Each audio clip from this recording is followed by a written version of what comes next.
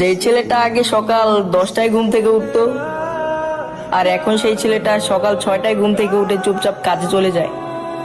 মায়ের সাথে খাবার নিয়ে ঝামেলা করা ছেলেটাও আজ সামনে যাই পায় তাই চুপচাপ খেয়ে নেয়। স্কুল এবং বিয়েবাড়ি আনন্দ করে মাতিয়ে রাখা ছেলেটাও আজ কোনো উৎসব হলেও সে চুপচাপ করে বসে থাকে।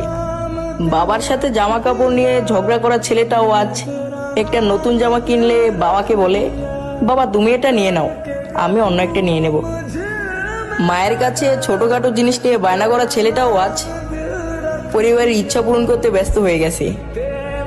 হ্যাঁ, আমরাই ছেলে মানুষ, আমাদের জীবনটা এরকমই হয়। শালার আমাদের ফিলিংসটা কেউ বোঝেই না।